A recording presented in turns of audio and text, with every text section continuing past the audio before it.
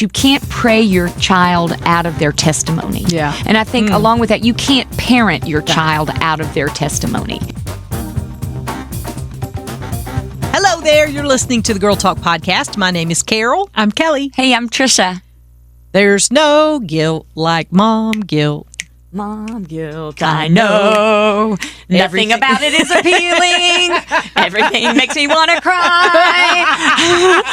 You've heard this one, I guess. Yeah. I think I wrote it. Yeah, mom guilt. We're talking about that today, and boy, where in the world does mom guilt come from? What do you think? Straight from the pits of hell. Man, Tell us what you really think. Yeah, go girl. A tactic of the enemy to get us off track from what God has planned for us and how God wants to use us, and from being whole and safe and secure in God. Enemy wants to just get in there and go, "You're not worthy. Look at you. You made that mistake. Look at you. You're not good. You're not good enough. You're not good You're enough. not as good as her." Right. Oh my gosh. And those kids are going to be in trouble because of you. Yeah. Oh, absolutely. Yep. Feel that one every day. Yeah. The decisions you've made, it's your fault. Your kids are, misbehaving. And sometimes they'll tell you it's your fault. Oh my gosh. Yes, they will. In fact, I've heard that. Yes. Yep. It's your fault I don't have any friends, Mom. Yes. Yeah. Because you're so mean. Right. Yeah. Meanest mom. So in the yeah, world. that's what I mean when I say it comes from straight from the pit of hell. It is a tactic of the enemy to distract us. But I will say, I think every mom who has ever breathed breath has suffered from it. I remember when my daughter was little. I don't know why. Well, yes, I do know why I remember this. But I remember my daughter was little. This lady, well-meaning, I'm sure, but sent me like all of these things to do when I was a new young mom to make sure that my kid grew up without any baggage, which, I mean, I should have just hit reply and go, I'm her mom. She's gonna I come with baggage. I share my baggage with her. Oh, come on. But she was very on not week by week, but on year one, you need to make sure they know this, and this, and year two, and da-da-da-da. I mean, it was a very detailed plan. Wow. And she was very confident in her. Producing. Goodness. It was. I mean, and I think I read it, and then I forgot completely about it until just this moment. And I have done none of those things. Anything good in my kid is by the grace of God. But I think we can do that to each other as moms. Instead of cheering each other on, we can tend to, especially with the social media age, see everybody's highlight reel and think that's their life. And do you think moms have always struggled with mom guilt? Yes, you think I do. Our parents? Yes. And I think a part of this is that we inherently have a God complex. Yeah. That's true. And we've had God complexes. I mean, we as women can do all things. We can do all things that men can do backwards and in high heels. Bring home the bacon. I can do better. Yeah. And so that's been our mantra as women for, I mean, it's straight from the Eden. I mean, it's straight from the Garden of Eden. Yeah. We want to be God. We think we can be God. And so when we realize that, I'm not perfect. I'm not Jesus Christ himself. I can't do all the things because that's not what God created me to be. Then we start to feel like failures. And then that's when the enemy starts whispering in our ear. So we've dealt with this forever. Do you think there's a piece of control in there? Yes, I wrote that. Yeah. Did you? Yes. Yeah, absolutely. I think. And lack of control. Oh, yeah, for sure. The desire for control, but the lack of realizing control. you Yes. don't have the control That's so true. creates Talk about that. insecurity. Yeah. Yeah. I mean, we think that it's all up to us. We think we can do it all, and the good things are because of us. The bad things are also because of us. It starts in the nursery. Yeah. Oh, yeah. When your kid bites Comparison. someone else. Yes, that's right. You You're got like- to bite her. Yeah. Oh, you got to bite her. You got to bite her, and then they're And gonna, people are looking at me, and I go pick You're up a my terrible kid, mom. and I think so much of it is insecurity. It's Yeah. like trying to find some kind of security in how people look at us. Like, how are you gauging me as a mom? And that is a very slippery slope. Oh, absolutely. Whether you're in the nursery or whether you're taking your kid to college. Yeah. Like, it's just not a good place to try to find your identity. Yeah. So, what do you think we can do about mom guilt? What do you think is how can we battle back? Because sometimes I feel like we need to just, go to bat for each other. And we need to encourage you. Some of the most encouraging things about motherhood have not come from people who are close to me, but people who barely know me. When someone else notices your kid in a restaurant and says, man, you got a great relationship with your kid. Yeah. And it's not necessarily about behavior or things like that, but just some of the things that you're getting right. I don't feel like we cheer for each other enough. Yeah. Yeah. I was at a I don't want to toot my own horn, but I'm going to do. Yeah. So I was out of town this past week, and so I was in a grocery store that I've never been in before in my life, and so I was walking. This young couple had this young child, and like the child was maybe 2, and in a grocery store, doing what 2-year-olds want to do. Yes. They want to move. They want to run. They want to pull things off shelves. They don't want to go in the aisle that you want them to. They want to go in different aisles. And this mama was so patient with this child. And it was just striking to me. And so as they're walking out the door, I pulled her aside and I was like, Mama, I want you to know you're doing a good job. You're doing a good job. Yes. Because it's what I would have wanted to hear. Yeah. It's what I want to hear now. Yeah. But I definitely would have wanted to hear it when I was the mom of a 2-year-old. And you could tell it was their first child. And so I was just like, this mama needs some encouragement. And so we need to do that kind of thing more often. How did she react? Oh, she was like, oh, thank you. And then the 2-year-old kept moving. And so she kept moving. But she won't forget that. She won't forget that is the point. Yeah. And she was with her husband. And so I told them both, y'all are doing a great job. Y'all are doing a really good job. Nobody got frustrated with this 2-year-old that was, wanted to be a 2-year-old. Right. Yeah. And you could easily get frustrated. So I just think, getting back to your point, it's really important that we do, when we witness that kind of stuff, that we encourage each other with that, and we stop and say, hey, you're doing a good job. Yeah. You're doing a good job. Yeah. You ladies are doing a good job. And you're doing a good job. Thank you. Yeah, you are. Very much so. Oh, you're talking about... Oh, I wasn't sure if you meant us ladies or... Yes, I was meaning which you ladies. Okay. The two of you are doing a great job. Thank you. You are too. Thank you. So... How do you see what are the signs of mom guilt? Because I think one of the things that we need to identify is what to look for in other women when we see, that mom guilt popping up. Because, even people who don't have kids can be a part of the encouragement in this area. Yes. Although I would say, if you don't have kids, don't try to tell people how to raise their kids, because it just... Yeah, it's kind of like... It's not welcome. No, it's not. It's just kind of like, I don't know if that's effective or not. But one of the things that we can do is encourage one another. So what are some of the signs that you think are definitely that a mom's suffering with mom guilt? A feeling of shame, and you can tell what that looks like. It's rounded over and looking eyes averted, and I'm sorry, feeling like saying things like that. I think that's for sure. Be on the lookout for people that just need that encouragement. Love that you did that. I like doing that when I can too, because it's so powerful. It's just so wonderful. I think, what are the signs to look for? I mean, if a child is misbehaving, or behaving like a child, yeah. Which then now's a good time to encourage the parents. So here's the thing. We tend to see and I found that this is the case when my daughter was little and coming up too, is like I was so hypersensitive to when she wasn't doing what I thought she should. Right, exactly. And it never bothered other people they were like, that's not a big deal. Like when I'm in a restaurant and there's a kid being a kid, like I know there are some people that like totally just freak out over stuff like that. But I'm like, that kid is just being a kid. And sometimes I'm encouraging it because I'm waving at him. Making faces. I can see this. I am so bad to do that.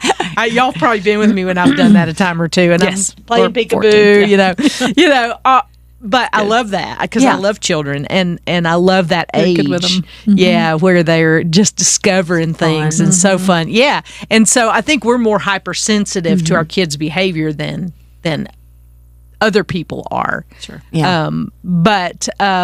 one of the things that I struggle with mom guilt is not like I've not done enough. I always hate those things like you've got 18 summers with your. I can't. Terrible. Don't do that. I just get panicky. Yeah. And now that I'm here to say yes. It goes so fast. Yeah. I was driving home from the grocery store yesterday, driving down a street right near our house, and I saw somebody had put out to the street free for anybody, one of those like little kiddie slides. Oh, yeah. Oh, yeah. Oof. And all of a sudden, I've got a kid going to college. Yeah. And anyway, I saw that thing and I just start bawling. And I had that same thought. Like, I haven't done enough. I haven't done it. I didn't make enough memories. Okay, let's just play that out. What is enough? I don't know, but I haven't done it. Yeah. But more. That's the thing. I think that no matter how much you've done, you always look at the things that you haven't done instead of the things that you have done. And I think that's one of the dangers because we have this bar that is set so high that no parent can ever achieve. Just like the email I got from that lady. I couldn't do that because that's not how I'm wired. And I mean, some of those things were probably lovely, but that's just not my personality. I was given my daughter because I'm who I am and she's who she is, and you're the perfect mom for her. God exactly. Reminding us that way. But I think it's just we have this unrealistic expectation, and we don't even define it because we don't know what it is. Right. And we're all saying, have I done enough? And what is the enough? What bar would you have reached to make okay, this is enough? Because the truth of the matter is that when they get to be 18 or whatever the age is and they can make decisions on their own, they're going to make decisions on their own. But we tend to think that those decisions reflect on us about what kind of parent we were. Yes. When the truth of the matter is they're adults, they can make their own decisions, and we did the best that we could, right? But I don't think anybody ever feels like they've done enough when you come to their 18th birthday and you're like, you're welcome. I've done enough. Yeah. That's not the way it works. I've never heard anybody say that, right? Nope. So let's just take that off the table. Yeah. That's an unrealistic question. And I think we could do all the things and it's not enough. Yeah. It's never going to be enough. Social media has made it worse. Yeah. Like, I didn't take my kid to Europe. I didn't take it. People Who can afford that? All the my things. kid's not the valedictorian or athlete or the the one who gets the first chair in band or the one who got the scholarship to the college or got into Harvard or any of those kinds of things. Yeah, that's not my kid, so my kid must be less than. Yeah. And all of a sudden, what did I do? Right. Every decision he's made that has not led him to be like Jesus Christ himself is my fault. Yeah. It's my fault. The reflection I have to on own it. us. Right. Yeah. So it just becomes this really unhealthy spiral of comparison. And it's pressure on the kids. Oh, yeah. That makes them feel awful. Yeah. Right. I found myself the other day going, well, I got a really nice thank you note from so-and-so, and it came out of my mouth, and I was like, how is he receiving that? That's pressure that I'm putting on him. His note was better than your note, or something, you know what I mean? Yeah. So we just, I'm passing on my own issues to my kid because of that. Yeah. Yeah. Well, and I think that God, in his sovereignty, gave us the children he gave us, and we have a lot of influence. Don't mishear me on this, but we have a lot of influence on our kids, and we have a lot of things that we can help build a foundation for them. But when it's all said and done, they're going to grow up and they're going to leave home and they're going to be their own people, apart from us and what we've done. And the truth of the matter is, what we see as the perfect parents have kids that don't do what they should do. Yeah. And there are terrible parents who have kids that grow up and do exactly what they should do. So, and I look at the fact, I read this somewhere lately that Jesus we have the perfect parent in God. Right. We have the perfect parent. Yeah. And we still mess up. We still messed up. I'd written that very Yes. Yeah. Exactly. God was the perfect parent. Yeah. He had 2 rebellious kids. Exactly. Yes. And the rest of us are paying those consequences That's right. forever and ever and ever. We're all in timeout. I would have put us in worse shape. I just want to say. Yeah. But I think it's a slippery slope, and it is hard being a parent. It's the greatest job you'll ever have, but also the hardest job you'll ever have. I heard this right along lines with what you're saying. You can't, I heard this, I didn't make this up, but you can't pray your child out of their testimony. Yeah. And I think along with that, you can't parent your child out of their testimony. Yeah. So God has a plan for them because they are their own people, and they will have to make their own choices and their own probably likely mistakes. Oh, yeah. So Yep. we can't take that on ourselves. Right. They're going to make their mistakes, and God's going to use it, and it's going to be their testimony and not ours. Yeah. You know, all 3 of us are full-time working mamas, and that to me has been the place where I've carried the most mom guilt. And just all of those things. Tack on being a single parent to that. Oh, yeah, sure. Yeah. And so I just had an epiphany not too long ago about what was I created for? You know, I mean, there's all the feels that I have about not doing enough come from, well, I didn't have enough time. Well, I didn't have enough time because I was working full time, and I've always worked full time. And so did I make a mistake in that? And should I have been a stay-at-home mom? Should I have pushed for that? Should I have homeschooled my kid? You know, all of those things start, especially as we get right now to the end of this journey of full-time parenting, as they go off to college or graduate or whatever they're going to do. I had to really reflect and go, what did God create me for? And then to look back and go, okay, well, I'm at this moment now is exactly where I'm supposed to be. And having this job, getting to do this work in ministry is what God created me for. Yeah. And there's no doubt about it in my head in that. And so if I can continue to reflect on that, I can say, okay, well, I can let that mom guilt go because God orchestrated my life so that I'm here at this moment to doing this thing because that's what he wants. And so if that's what he wanted, then I can let go of that guilt of being a full-time working mom. Yeah. And, you know, missing out on opportunities because of that. So it's been my own kind of personal reflection as we start senior year, you know, that this is what God created me for. And so, there's been things I've missed, but that was intentional. That was part of God's plan for my life. Right. It's part of his design. Right. Yeah. And that speaks to them, whether they realize it or not now in their lives. You know, later on they will to see the things and the sacrifices that you made for to do ministry and to be a part of what God's doing. Yeah. And there's benefit in that, right? Too. And it makes a difference. You know, I mean, it's making a difference. Ministry, full-time ministry is making a difference in the world. It's making a difference in the kingdom. And whatever it is, job that, you know, our girlfriends that listen do, if you're using your, whatever it is, your job, whether it's inside the house or outside the home, to build up the kingdom, which is what we're all called to do as believers, then none of it's for naught. So good. So good. So how do you fight the mom guilt monster? We'd love to hear it. Of course, scripture, worship, all the things that we normally tell you to do are applicable in this situation too. But the most important thing is find a mom that you can encourage this week. Find somebody who you just see maybe overwhelmed, discouraged, at their wits' end. Maybe a babysit for them, let them get out for a little while, maybe a date night for a couple, and you just provide free childcare for one night so they can get out and kind of reconnect with one another. Whatever you can do to encourage a mom near you, know that she's struggling with that mom guilt too. And if you're struggling with it, let us know because we'd love the opportunity to pray for you. And you can email us at girltalk@thelightfm.org. Get in touch on the Facebook pages. And don't forget to like and subscribe this podcast so you don't miss a single episode because we always love it when you show up. And you know what?